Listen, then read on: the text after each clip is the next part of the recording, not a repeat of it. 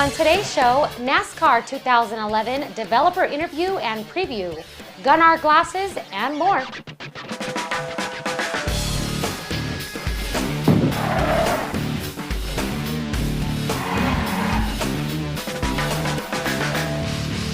The Pit Stop with Jessica Lopez, brought to you by iRacing.com. Welcome to the Pit Stop. In just a few weeks, iRacing will have their second Drivers' World Championship. The first season just ended, and the top 30 from that season automatically move on to the next season. With drivers like Gregor Hutu, the road racing champion, and Richard Taylor, who won the Oval Championship, that leaves the pro drivers duking it out for the final 20 spots in their respective series. In the Pro Racing Series, Luca Massier is set to take the title following his perfect season. David Williams and Joe Vaz are locked into the 2011 Drivers' World Championship in 18th and 19th. Aleski Iloma, Petteri Kotavara, and Joel Guez head into the final rounds of the V8 Supercar Series with less than 100 points between them, battling for the final spot. And as the Oval iRacing Pro Series comes to a close, you have Josh Berry and Thomas Hazard fighting it out for the #1 spot with less than 100 points dividing them prior to the final event. On the other end of the scale is the Chevrolet Impala B Series. They have a trio of drivers competing for the final qualifying spot for next year's NASCAR iRacing Drivers' World Championships, with Stephen Gilbert, Joshua Lofton, and Gene Costa separated by only 30 points to gain entry into sim racing's biggest prize. In console news, Need for Speed Shift 2 Unleashed has been announced for spring 2011. It's available for pre-order now, and with that you can get 3 exclusive cars. In addition, access to 40 exclusive in-game events. On the heels of that, we have E3 coming up in the summer, and I can imagine Forza 4 will be there. They've just announced their fall release and the ability to work with Connect, which we got to try out last year at E3. We've been in contact with our reps, and it looks like they'll be sharing some Forza information with us. Gran Turismo 5 continues to be patched with their recent release of 1.05, bringing many new features, including the ability to join in the Gran Turismo Academy. You can click on the seasonal events button if you are a United States resident and you'd like to join. Get out there in time trial mode in the Nissan 370Z at Tsukuba. In other Gran Turismo news, if you haven't heard yet, Kazunori has mentioned on his Twitter that standard cars are going to be upgraded to premium cars. Rumor has it that those premium cars will be available as downloadable content, costing you a premium, meaning some cash money. In our NASCAR related theme, iRacing is offering a year subscription for $75 and $35 for a 3-month subscription. And with that, not only do you get their base package, you also get a Sprint Cup car and 2 tracks, Daytona and Talladega.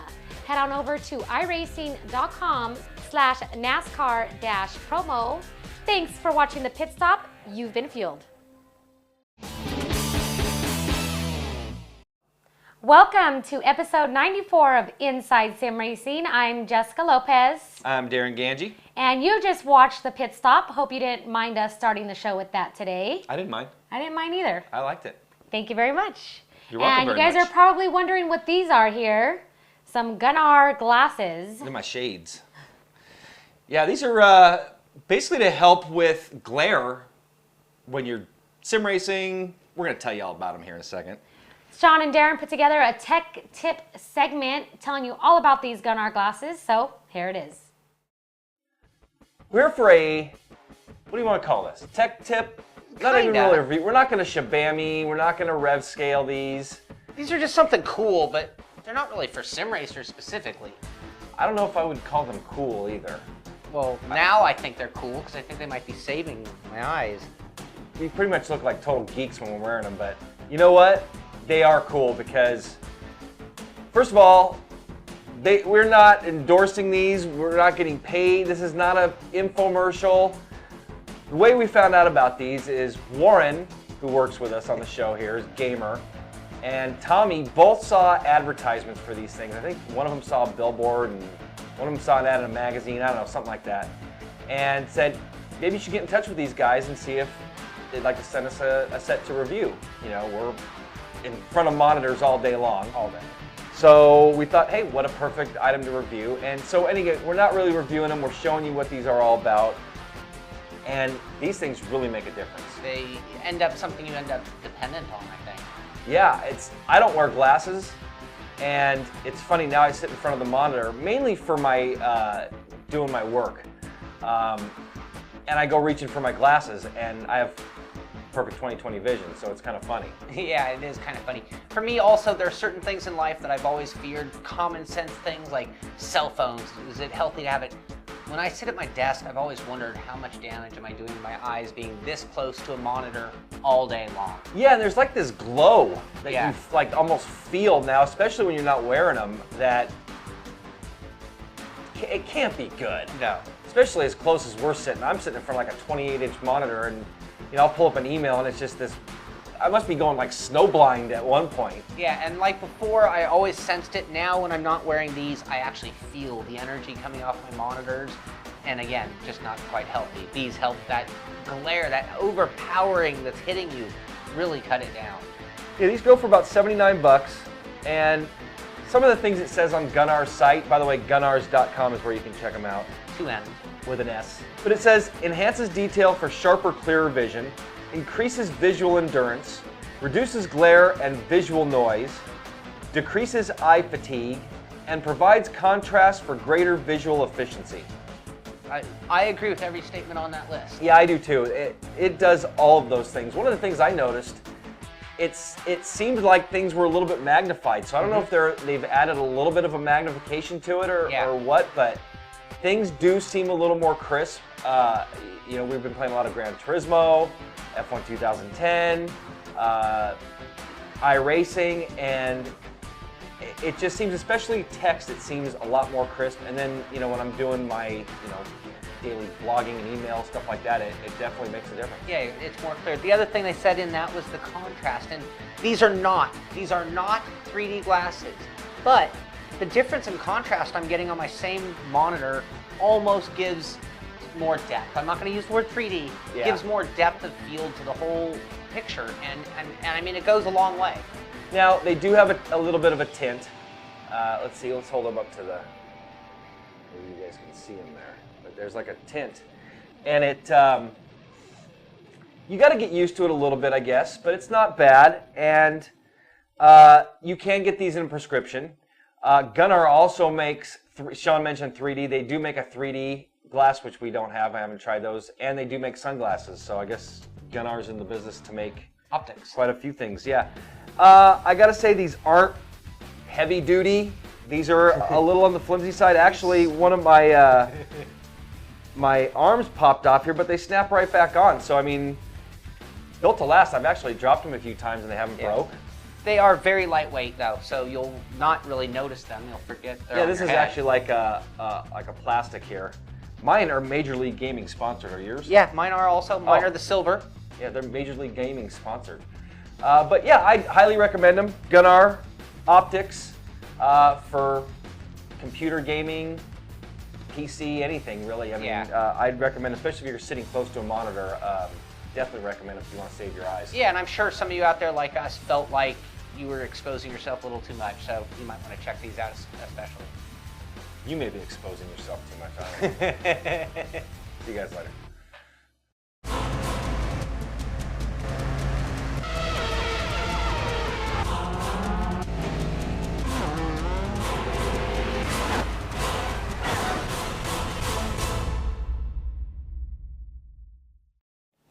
Next up, we have some NASCAR 2011, and Darren got to sit down with Ed Martin, someone that's very well known in the sim racing community. He's been around for a long time. When I saw his name attached to this game, first thing that came to mind was NASCAR Heat, Papyrus. I think there was a little bit of controversy back in the day with him and Papyrus and him leaving to go work on NASCAR Heat.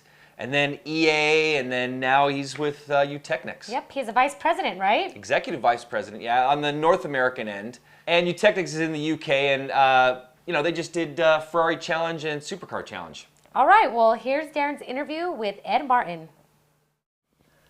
All right, well, I'm here with Ed Martin, who is the Executive Vice President of Eutechnics. I get the name of that right? That is absolutely correct. Very good. A weird spelling. It is a little weird. But once you get it, it's easy. Exactly. It sounds like it's spelled. Thank you, Ed. By the way, nice to meet you. Good to meet you. Pleasure. So, Ed's been around the racing game genre forever. Industry for a long time. Yeah. Before gray hair. Yeah, yeah, me too. So, Papyrus, Hasbro, Electronic Arts. Let's go back to Papyrus. Yeah. You were back there at the beginning during the Hawaii days. Why don't you tell me a little bit about that? Yeah, early 90s, Papyrus had just shipped the original IndyCar racing, so I think that was 92, 93 time frame, and they were working on the stock car project and went out and got the NASCAR license, and I ended up meeting these guys. We were doing development work for a common company and really hit it off with them. And I came in and they said, Ed, we want to put you in charge of taking the racing technology and be the executive producer to make it work online. Like, online, how are you going to do that? Well, we want 20 or 30 people to be able to dial, and this is before the internet was a commercial entity. Oh, I know it well. Spent a lot of money on that system. It was amazing. We actually made it work. I think we had 20 or 30 guys out there racing at the same time. And it was interesting. We thought it was just going to be a way to sell more games. And then you fast forward through times, people tried to commercialize online gaming, and now it's come back to exactly that. So you hop on PlayStation Network or Xbox Live, and it's all about that. And it's all back to selling more of the games by doing the free thing. But yeah, that was we originally called it Hawaii, and it was called Hawaii because at that time Microsoft was creating Windows 95, but they had codenamed it Chicago. And so we were sitting around one day, and Chicago was too cold. I always wanted to know why you guys called it Hawaii. It was too damn cold in Chicago, Hear that, everybody? So we said, let's go to Hawaii. That's it was why either, I love Maui that. or something like that. So yeah, it became Hawaii, and then it was eventually the NASCAR Racing Online Series. That wasn't even one of my questions, and I always was curious about that. See what you learn when you come here? Yeah, very cool. So from there, from Papyrus, you went to Hasbro. I did. And were part of the NASCAR Heat development.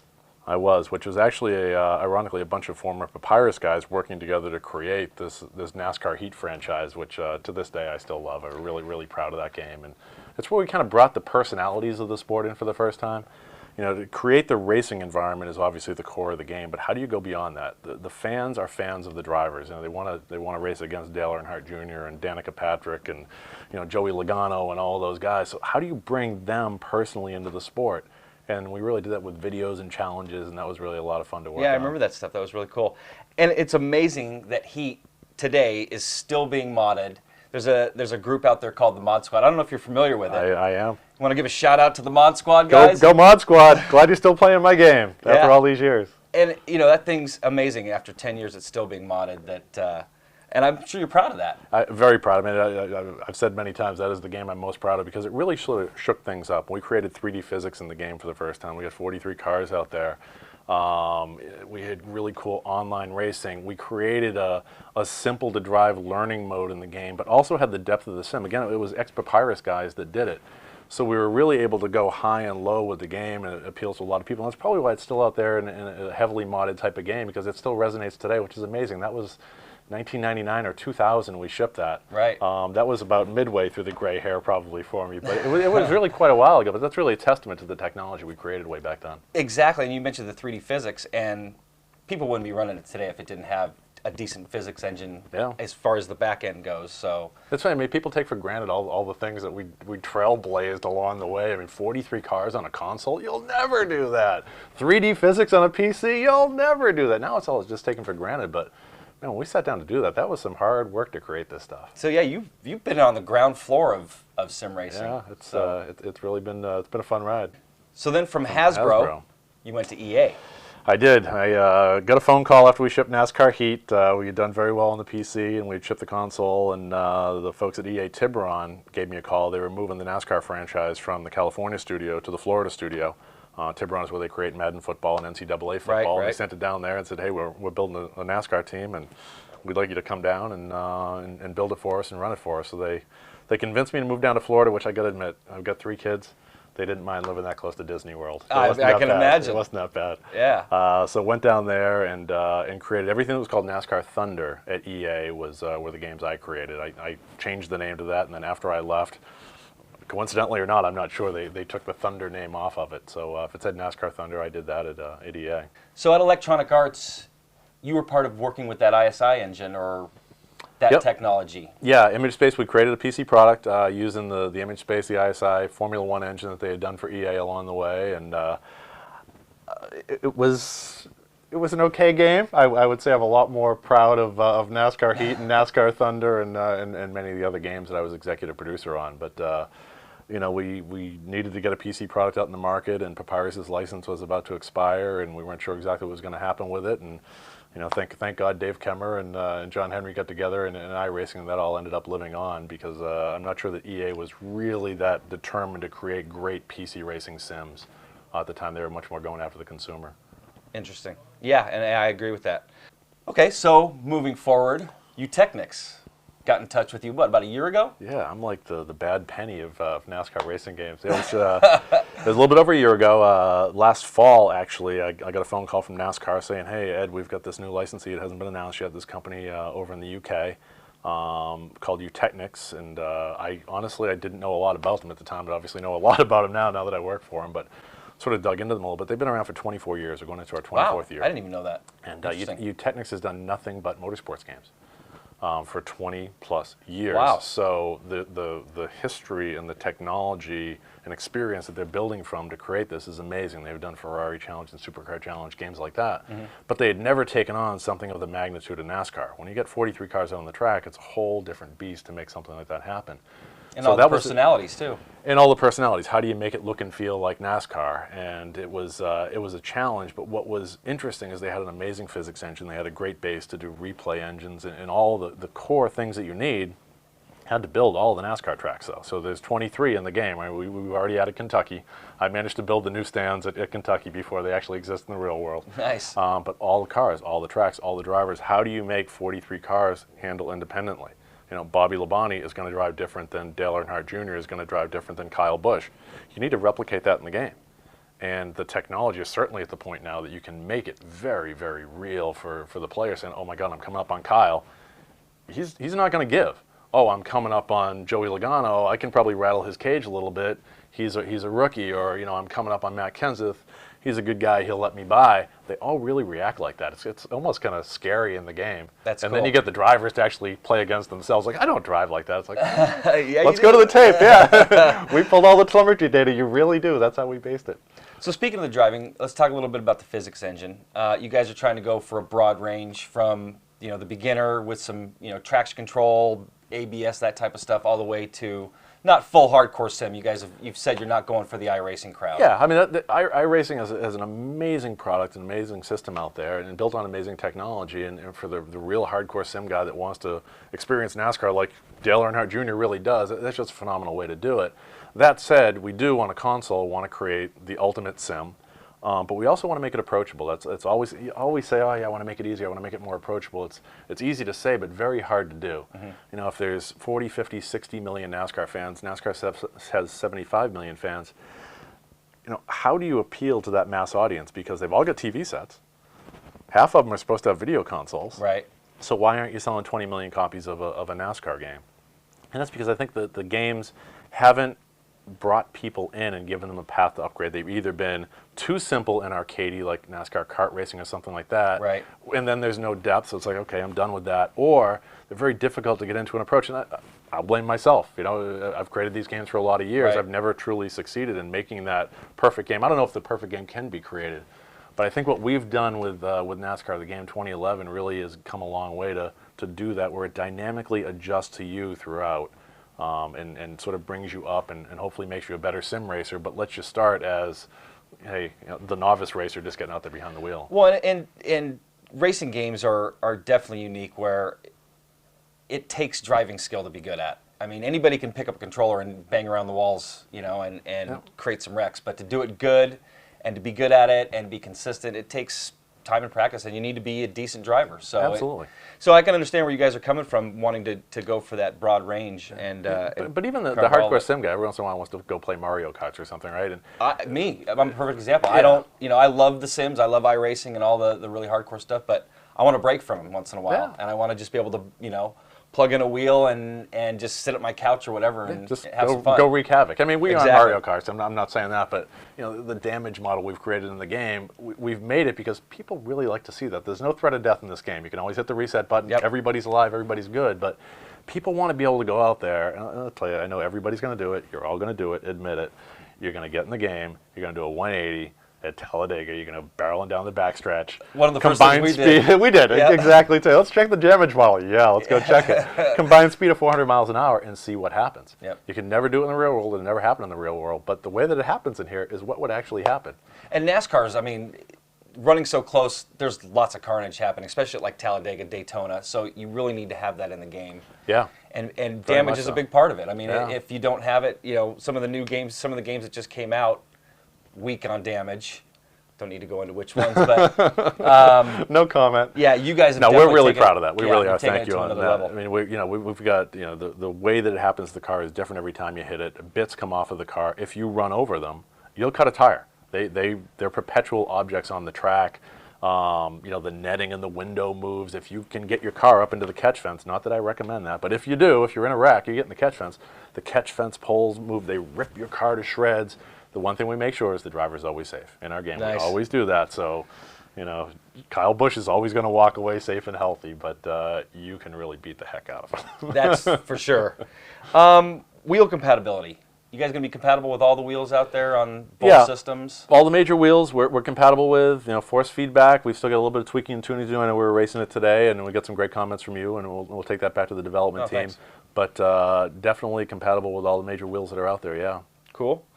Full races. You're going to be able to do full distance races. So if you wanted to run the Daytona 500, you're going to be able to do that. If your bladder can handle it, it's all yours. Absolutely. You can do 100% length races. No Online problem. and offline? Yes. Or? Really? Yeah, which Cool. Up to 16 player online. That'd be a long day. Definitely. 3.5 hours, but could be fun. 2-player split screen and obviously the local racing. But yeah, go for it. If you want to do that Coca-Cola 600, all yours. Now, what about the rules? Are all the rules, like the NASCAR rules, as far as how the cautions come out, the lucky dog, all that stuff? All that stuff is implemented? in there. We didn't do the 2 exhibition races because the rules just get too crazy, and you never know what Bruton and Marcus Smith are going to do for the All-Star race next year. So Right. we don't Yeah, have they're that always over the changing that shootout. up. Yeah. We don't have localized cautions at Infineon. That Okay. was something that I'm not even sure if the previous games have really done that very much, but it does happen in the sport. That was just something that it's a track that people don't race a lot on, so we didn't do that there. But every other NASCAR rule is implemented. We've worked really closely with the competition division of NASCAR, the R&D division.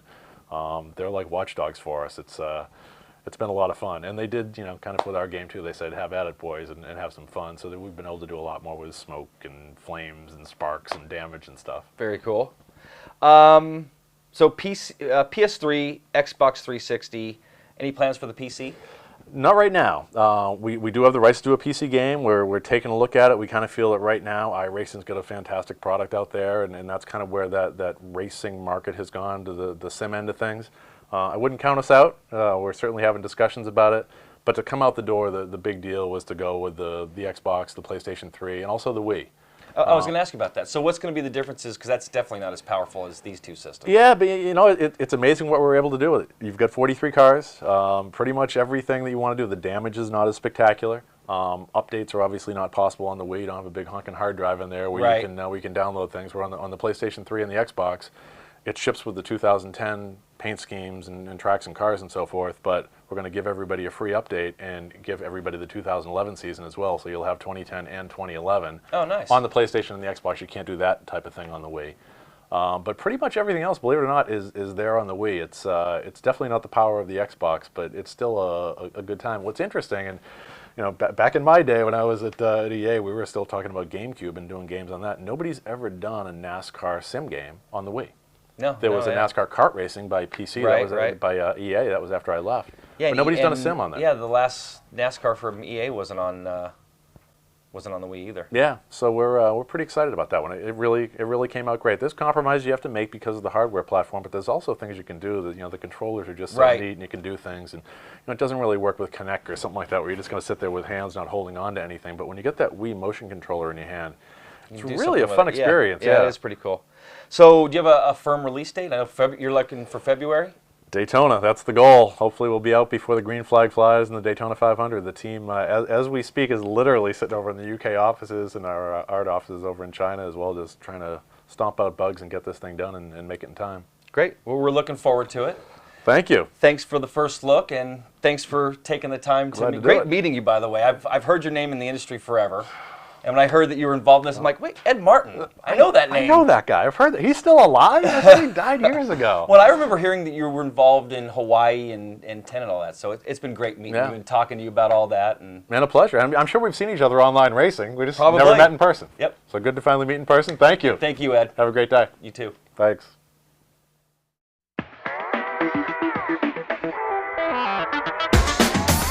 GamePod, the ultimate race rig for those serious about sim racing. Puts you in the driver's seat with all the controls at your fingertips. Be number one on the road, in the race, in the game. GamePod, the choice of champions.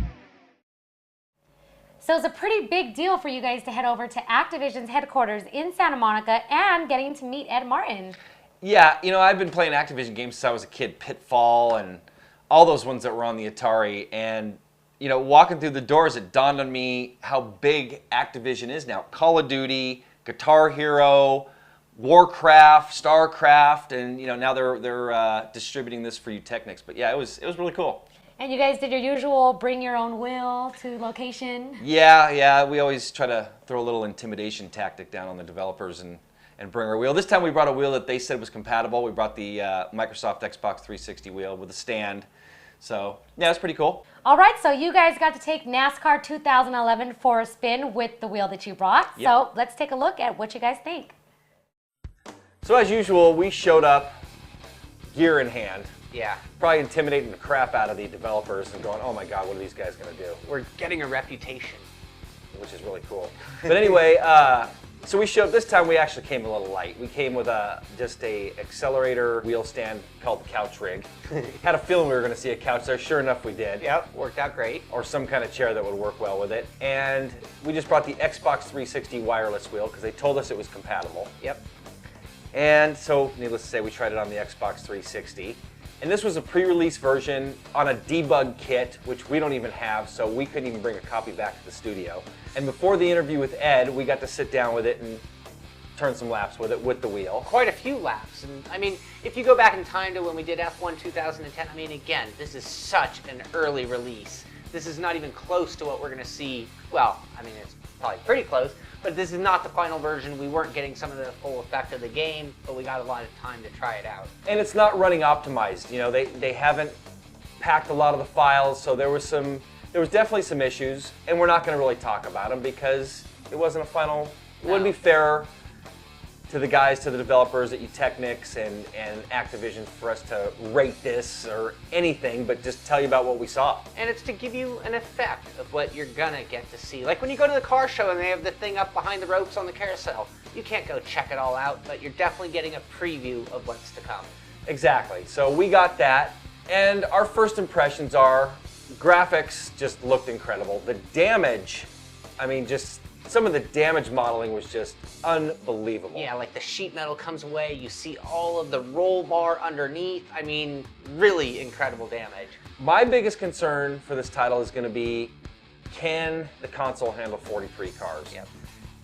That's really pushing it as it is. As some of the crashes happened, it started to look a little framey, but again, we can't really pass judgment on it.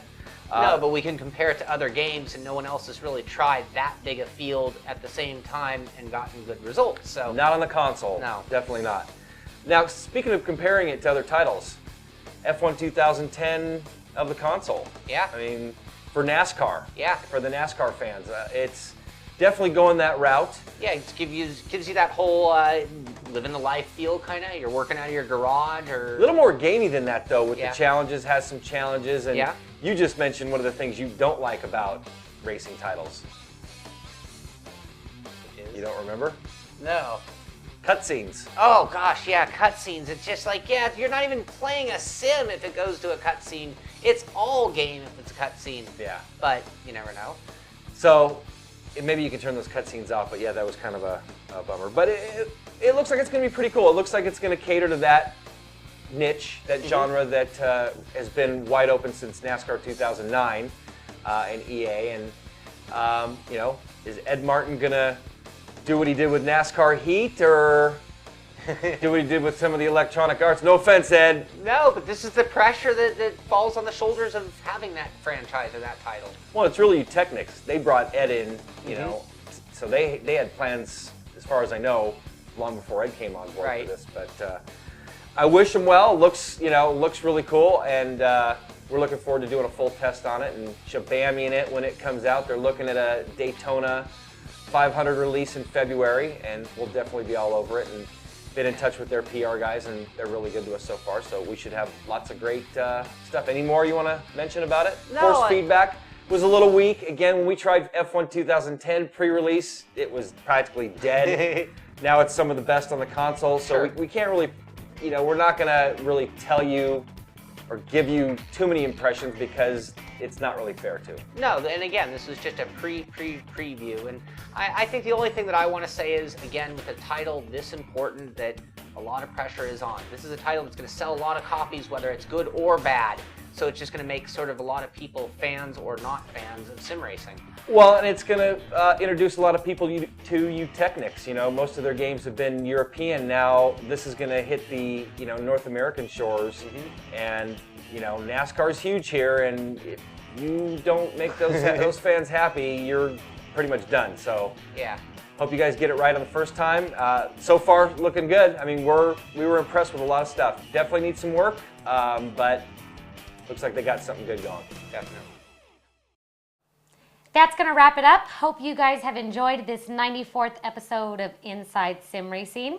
If you haven't checked out our website, we've done a lot of recent changes over there. Still under construction, by the way. We're on phase 1 of 3, we're calling it. But hope you guys like the new look and the new layout. And all of us have been putting a ton of work into it. So yes, we have. Why don't you join our forums and get online, chat with us, tell us what you think, join in the discussion and the polls, and give us some feedback. Yeah, give us some feedback on the new site. And if you're watching this on YouTube, please keep commenting. We do read those daily. And subscribe to our YouTube channel if you have not yet. And I guess that's going to wrap up today's show. Checker flag is out. And so are we. Promotional consideration provided by iRacing.com, the ultimate place to race online. And GamePod, the choice of champions. Go to gamepod.co.uk.